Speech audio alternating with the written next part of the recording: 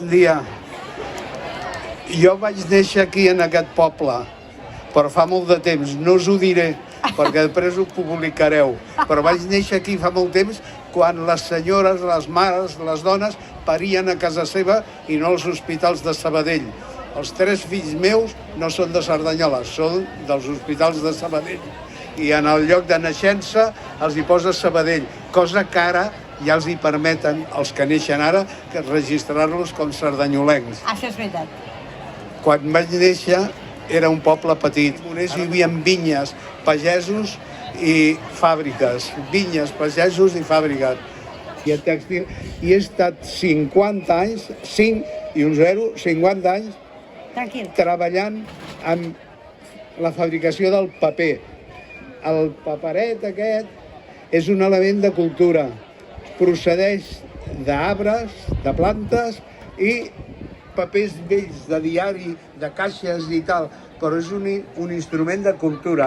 Gràcies a això, aquí escrivim, guixem, ens posen les notes dels exàmens, ens suspenen. Gràcies a un dels amics meus, el Jaume Mimó, fill del Jaume Mimó, que havia fet uns primers llibres d'història de Cerdanyola, vaig tenir accés al seu arxiu i me'n vaig donar compte perquè els que havíem nascut a la part de baix de Cerdanyola no coneixíem massa el món pagès. No sabíem de les vinyes que hi havia per aquí dalt, dels carros venint amb el raïm, de trepitjar el raïm per fer vi i tal, no coneixíem això.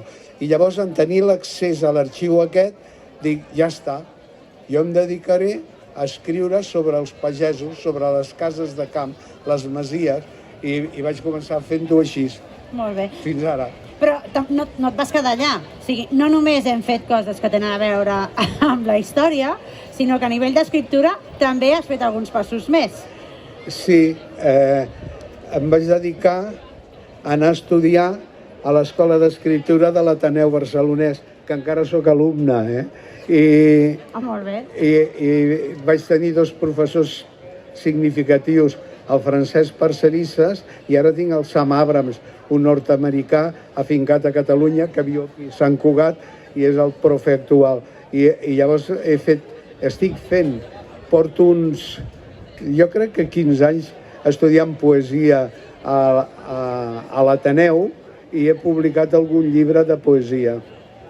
Quina combinació, no? Sí. Ciències, lletres i... El senyor Santiago Carrillo, que ja és mort i era secretari general del Partit Comunista d'Espanya, deia: la política hace extraños compañeros de cama. Bueno, pues la enginyeria, la història i tal fa estranys companys quan estàs amb un paper, amb una fulla en blanc i has d'escriure. I la curiositat també, no? Perquè també és important tenir curiositat i ganes